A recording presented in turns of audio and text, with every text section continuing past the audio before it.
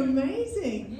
Yeah, so thanks for coming tonight and listening to our science talks. It's amazing you're here celebrating your friends and science, and I'm here celebrating my birthday. So are there any other Cancerians here tonight? Oh, that's pretty amazing, really, because I wasn't expecting anyone. So my name's Shelley Worthington and I work at uni, and I have, and I'm also researching in the area that I'm working in, and it's a little bit funny because I'm studying, working in programs at university that help students get into university. So it's a little bit weird, but that's okay. I own weird. Who doesn't love a nice hot macadamia nut latte? And shout out to my cafe coffee supplier who's here tonight. So we all have to own our own weird, right? But not all of us know what that looks like when we first come into the world. Some of us are a bit of a hot mess. Others know, just like own their wisdom right from the beginning. And others are just being a bit playful and working out where they're going. But for me, I was one of those ones that sort of was trying to work it out. We don't all know what we're going to do, right? So for me, I decided I was going to be an industrial chemist when I left school. And you know, sorry to the guys and the hard scientists here, but like, I'm nerdy, but I'm not that nerdy. Now, I have the privilege of working in these programs that help people figure out what they're doing when they need to pivot in life. And it's a bit of a transition and a bit of a recalibration, and it's a really exciting time to be a part of this space because there's been a bit of energy on the universities. Unis have been through a bit of a review, and they're looking to improve uni numbers and participation rates, and offer more programs to help students from all sorts of different walks of life. So has anyone here actually done one of these programs or been involved in one of these programs? Yeah, cool, awesome. So you might know some of these people I'm going to introduce you tonight. My first friend who's done one of these programs, her name's Tammy. And Tammy is a bit of a drama kid. She loves extracurricular activity and she so loves helping people. Now Tammy, she was pursuing her passions and she got into like after school, working in some cafes, a bit like Beans and More. And she was still working out what she's going to do in life. She had to get serious about her career. So after putting a little bit of thought into what she was going to do, she decided she wanted to be an AMBO. Now, poor old Tammy, she knew how to do different dance moves, but she didn't know her metacarpals. So we had to help Tammy out. She did a little bit of anatomy and physiology. We did some bridging, her paramedic course, and now she's out helping people every day. Now you might know someone else. This is a very familiar Northern Territory look. You know Trevor. Or how about now? You recognise him now? So Trevor's a master tradesman and he's been hanging around for a while. He's been through the program, got a nice young family. But for those of us in the Territory, we know that's not easy. Unlike those prawn farmers, he's got the odds stacked against him because there's more men than women in the Territory. But Trev's doing all right, and he's been training up actually some young graduate engineers at work. And what that's meant for him is that he's been reflecting on where he's at life and just deciding what he's going to do. So he's got some really big decisions to make. Sacrifices. Now, Trev's also been reflecting on what it's going to be like to go back to university, and he's having these flashbacks. And part of that, he remembers his poor dog that had all of these digestive issues. Now, it's all right, even though he had this anxiety, he came and did a bridging program, dealt with that, and he also sorted out his maths homework problem. Now, spoiler alert, me personally, there's a little, I am Tammy and Trevor.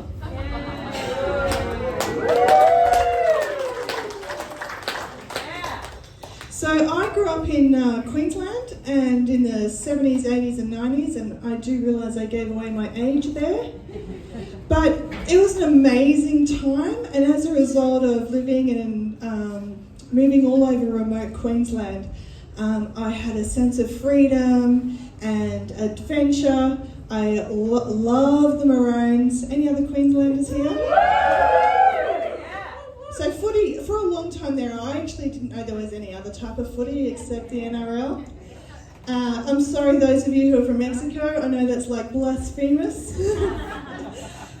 But for me it was a really interesting time, and due to some of that moving around in the remote, I ended up with a few weird gaps in my education. But that's alright. For me, for some reason, my weird meant I could somehow figure out the maths and particularly the physics of it all. And what that meant is that as a result of my schooling, it all turned out, I ended up figuring things out. But for some of my remote community friends from school, the educational opportunities and, their educational opportunities were not quite the same. So as a result of that, and owning my weird, knowing that, only those fluffy people do the writing and storytelling, decided to own my story. And my proud parents, who obviously read Lexi's book on parenting, was so impressed with me. So when I ended up leaving school, even though I had that eclectic, schooling experience, I ended up wanting to pursue a life of adventure. I wanted to go to uni, which I did, tick. I dropped out of uni, nerd alert, tick, and decided I wanted to embrace my adventurous side and join the army. Yeah! So I wanted to become an avionics technician, but what did that really mean? I ended up joining this course of what we called retreads. Is anyone from the military here? Okay, so I better explain this. So these are people who came in, and they came from all sorts of areas of the military, like paratroopers, there was mechanics, signallers, infantrymen.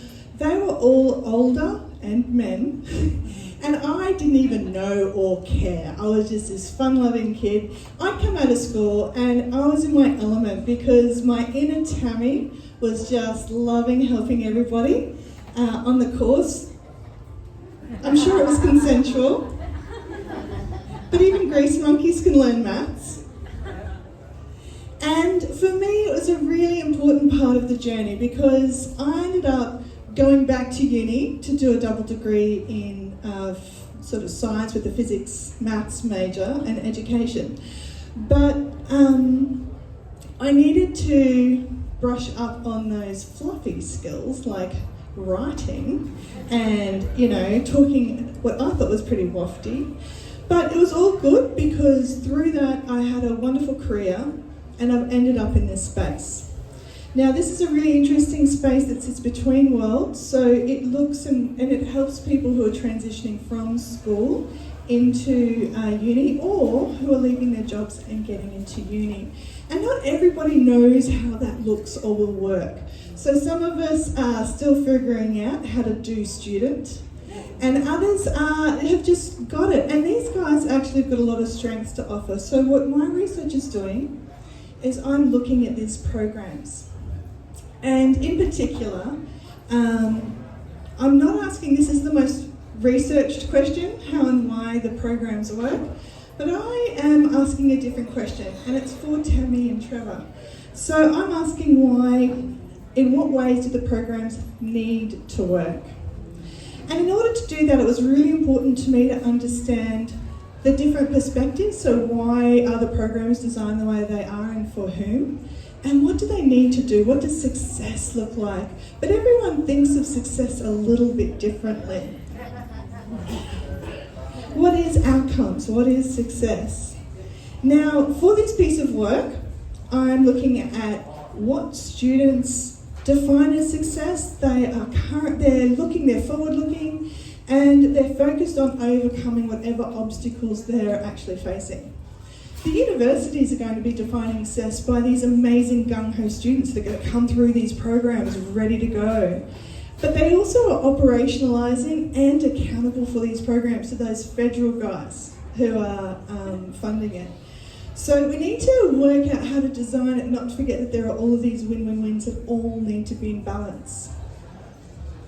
So in order to do that, we need to have clear expectations and understand the complexities of operationalising a program that's at university in order to get into university. So that's pretty clear, right? Yeah. Now, in order to do that work, there was a little problem. I needed to have a bit of a model and an understanding of all of the different perspectives that were happening there, and that meant learning a few of those fluffy social or humanities skills.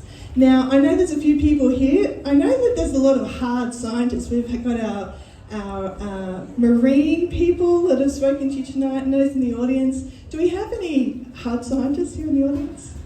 Do you consider yourself scientists? Just the people talking? Well, I didn't, even though I could have called myself a mathematician or a physicist, but I didn't feel comfortable with that, but I can sure as heck tell you that I was not comfortable talking about myself as an ethnographer. What is that? And does it involve writing? And worse, does it involve storytelling? So, like a good person who likes to challenge themselves on their birthday, I'm owning it, and this whole process is a little bit like defecting from North Korea, going from the hard sciences to the soft, fluffy sciences. But it's a challenge worth doing, because if we can balance this scorecard and get all of those things wrapped up and working together, then we can handle the innovation, we can handle disruption, and I wish I'd thought about putting Taylor Swift up there. She's being a bit of a disruptor. And it's really important to get these programs right, because they provide opportunities to people at really important times of their life. It opens doors for them. And let's face it, we need to get it right for Tammy, who's got to pay for her improv classes now with work-life balance. Yeah. And Trev's got some vet bills to pay for his cat. So that's my talk, and I hope you guys have a great night. Thanks for coming.